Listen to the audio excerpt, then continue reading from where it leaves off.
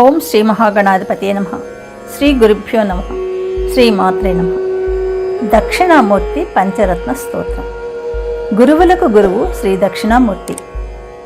ఈ దక్షిణామూర్తి పంచరత్న స్తోత్రాన్ని ప్రతిరోజు భక్తి శ్రద్ధలతో పఠించిన లేదా విన్నా సంసారంలో సుఖశాంతులు లభిస్తాయి. సంతానాభివృద్ధి కలుగుతుంది. మిత్రుల సాంగత్యం వృద్ధి చెందుతుంది. సకల సంపదలు కూడా కలుగుతాయని పెద్దలు చెప్తున్నారు. శుభమస్తు. మీరు మొదటిసారిగా నా ఛానల్ చూస్తున్నట్టయితే మీరు సబ్స్క్రైబ్ చేసుకుని అందరికీ షేర్ చేసి సహకరించండి. నా ఛానల్లో ఆల్రెడీ వివిధ స్తోత్రాలు చేసి పెట్టాను. వాటిని విని భగవంతుని కృపకు పాత్రలు కండి. వివిధ రకాల ప్రయోజనాలను పొందండి. Thank you. దక్షిణామూర్తి పంచరత్న స్తోత్రం.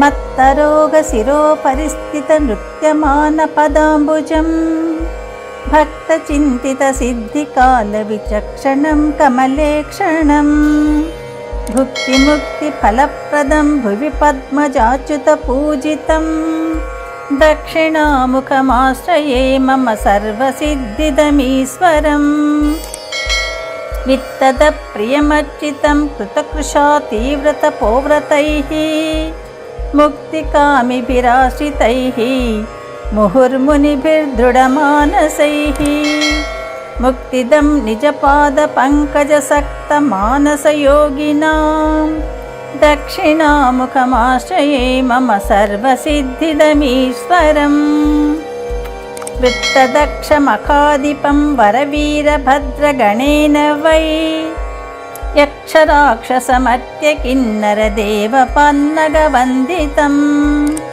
రత్నభుగ్గణనాథభృద్రమరార్చితాంఘ్రిసరోరుహం దక్షిణాముఖమాశ్రయే మమ సర్వసిద్ధిదమీశ్వరం నక్తనాదకళాధరం నగజాపయోధరమండలం లిప్తచందనపంకకుంకుమముద్రితామలవిగ్రహం శక్తిమంతమశేషసృష్టివిధానకే సకలం ప్రభుం దక్షిణాముఖమాశ్రయే మమ సర్వసిద్ధిదమీశ్వరం రక్తనీరజతుల్యపాదపయోజసన్మణినూపురం బంధనత్రయభేదపేశలపంకజాక్షశిలీముఖం హేమశైలశరాసనం పృథుసింజనీకృతదక్షకం దక్షిణాముఖమాశ్రయే మమ సర్వసిద్ధిదమీశ్వరం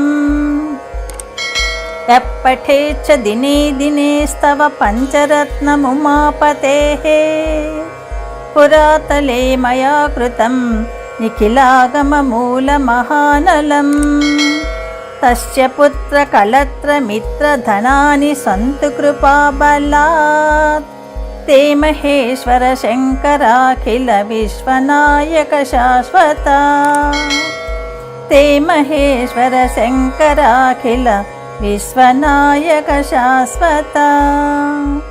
ఇది శ్రీ దక్షిణామూర్తి పంచరత్న స్తోత్రం. యదక్షర పదభ్రష్టం మాత్రాహీనం తు యద్భవేత్ తత్సర్వం క్షమ్యతాం దేవా ప్రసీద పరమేశ్వర. సర్వం శ్రీ శివార్పణమస్తు.